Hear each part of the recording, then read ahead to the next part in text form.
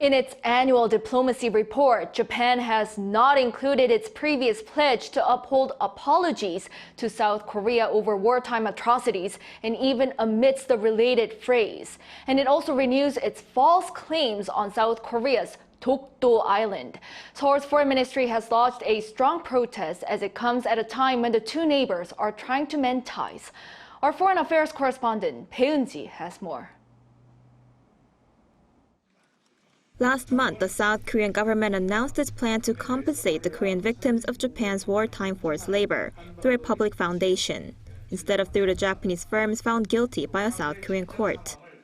At the time, Japan's foreign minister said he hoped the solution would help restore ties between the two countries, and said the Japanese government will continue to uphold the apologies it made in the past.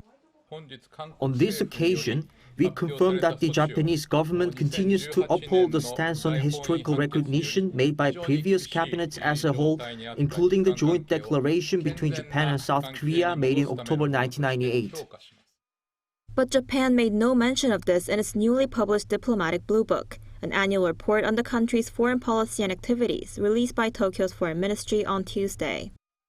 Regarding the issue of compensating wartime forced labor victims, the report noted that Seoul and Tokyo have been discussing it since President Yoon Suk-yeol took office in May, through diplomatic channels and at the recent summit between the two countries' leaders.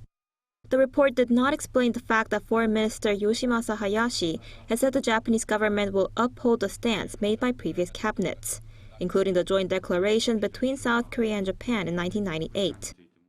The joint statement in 1998 between former South Korean President Kim Dae-jung and former Japanese Prime Minister Keizo Obuchi includes Tokyo's deep remorse and heartfelt apology for causing tremendous damage and suffering to Koreans during its colonial rule. The latest report from Japan also claimed that South Korea has maintained an illegal occupation of Dokdo Island, which they refer to as Takeshima. Japan has been insisting this in its annual Diplomatic Blue Book for 6 years, since 2018. In response, South Korea's foreign ministry called in Naoki Kumagai, the deputy chief of mission at the Japanese embassy in Seoul, to protest. Also, the ministry spokesperson said in a statement on Tuesday that Japan should immediately retract the unjust sovereignty claim to what is a part of South Korean territory historically, geographically, and under international law. He added Japan should be aware that repeating such claims does not contribute to the building of a future-oriented relationship between Seoul and Tokyo. Bae Eun-ji, Arirang News.